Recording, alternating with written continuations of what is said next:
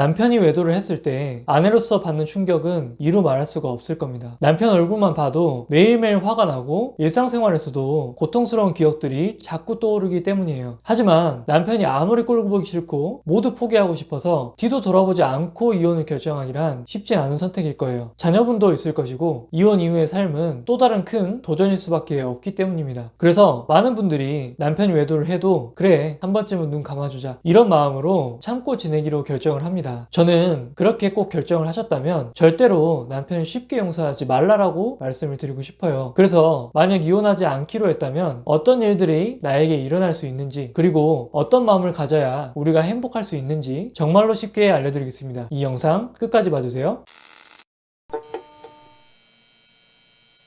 아마 남편이 외도를 결국 완전히 그만두고 가정에 충실하기로 약속했다고 하더라도 부부간에는 어쩔 수 없이 갈등이 계속 생길 수밖에 없습니다. 남편이 외도를 했다는 그 사실 그 자체만으로도 여러 가지 생각들이 아내 스스로를 고통스럽게 만들기 때문입니다. 나한테는 엄청나게 큰 상처인데 내가 이혼하지 않고 이 남자랑 사는 게 과연 맞을까? 그러면 나를 너무 우습게 보는 거 아니야? 저 사람은 나한테 정말로 미안하긴 한 건가? 나를 또 한 번 속이고 몰래 그 여자를 다시 만나면 어떻게 하지? 외도를 한 번만 한 경우는 없다던데 다른 여자를 만날 수 있지 않을까? 왜 나는 잘못한 게 없는데 남편 때문에 이렇게 힘들게 살아야 하는 걸까? 이런 생각 이외에도 너무나 많은 생각들이 아내분들의 마음을 어지럽히게 될 겁니다. 그런데 사실 여기서 제일 안타까운 것은 남편의 태도일 겁니다. 물론 처음부터 그냥 이혼을 하지 말고 너는 너대로 나는 나대로 그냥 그렇게 살자 이렇게 말하는 양심 없는 남편들도 있긴 있지만, 그렇지만 대부분의 남편들은 이혼말은 하지 말아달라, 잘못했다 이렇게 빌기도 하고, 자존심이 조금 센 남편이라면 미안하다고 하지는 못하지만 예전으로 좀 돌아가 보자 이렇게 이야기를 하면서 우리에게 잘해주려고 노력을 할 거예요. 실제로 남편이 외도를 한 경우에 아내가 겪는 고통은 외상 후 스트레스 장애와 같다고 합니다. 이 외상 후 스트레스 장애는 전쟁터에서와 같이 엄청나게 극도의 스트레스를 경험한 이후에 우울증, 불안장애, 공황장애와 같은 증상을 경험하는 정신적인 질병입니다. 그냥 잠시 잠깐 괴롭고 시간이 지나면 희미해지는 그런 간단한 고통이 아니라는 거죠. 남편의 외도를 경험한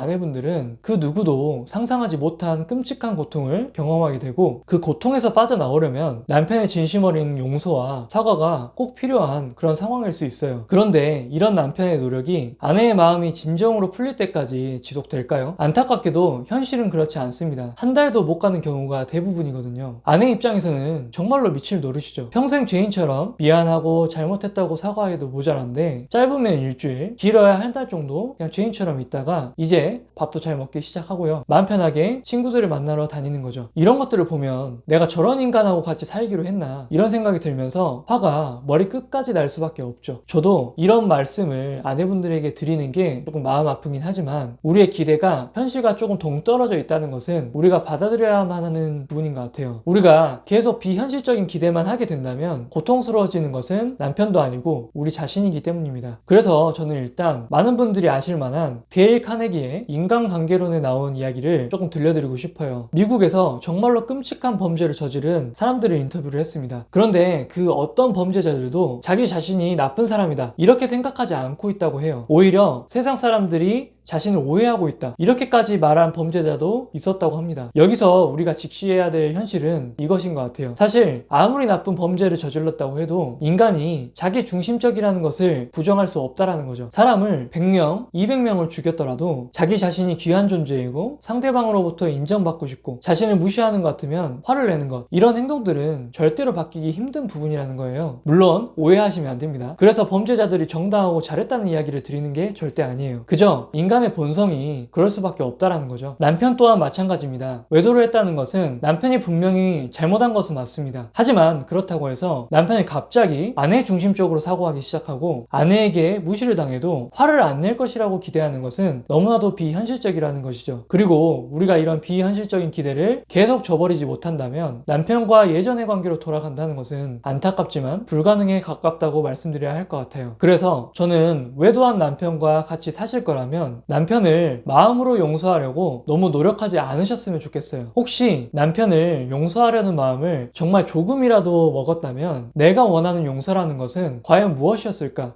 곰곰이 생각해 보시면 좋을 것 같아요. 아마 우리는 자신도 모르게 남편에게 기대를 하고 있었을지도 모릅니다. 내가 남편을 온전히 용서해주고 과거는 없었던 일처럼 해준다면 남편과 이제 좀 잘 지낼 수 있겠지? 이런 기대를 조금이라도 가지고 계시지는 않으신가요? 아마 망설임 없이 아니다 라고 대답하시기에는 힘들 거라고 생각합니다. 예를 들어서 나는 남편이 결국 나중에 또 다른 여자를 만나거나 같이 못 살겠다라면서 이혼을 요구하더라도 지금 나는 남편을 용서할 수 있을 것 같다. 이렇게 생각하는 분들은 그렇게 많지 않을 거예요. 상대방을 아무런 조건 없이 용서한다는 것은 절대로 짧은 시간 안에 이루어지기는 힘들 것이라고 생각합니다. 어쩌면 진정한 의미에서 조건 없는 용서는 우리의 노력만으로는 되지 않을 수도 있겠다라는 생각이 들거든요. 그래서 저는 이런 제안을 드리고 싶어요. 남편을 당장 용서하려고 하지 마시고 남편이 과연 용서가 될 사람인지 그렇지 않은지 테스트하는 시간을 가져보시라는 말씀을 드리고 싶습니다. 기간을 딱 정해주시면 좋을 것 같아요. 6개월이어도 되고 1년이어도 됩니다. 우리가 감독관이기 때문에 우리 스스로 그 시간을 정해보면 좋을 것 같아요. 그래서 그 기간 동안에 이 사람이 나와 함께 같이 살아갈 남편으로서 조금 하자가 있지만 그래도 이 정도면 같이 있는 게 나에게 득이 될 것인지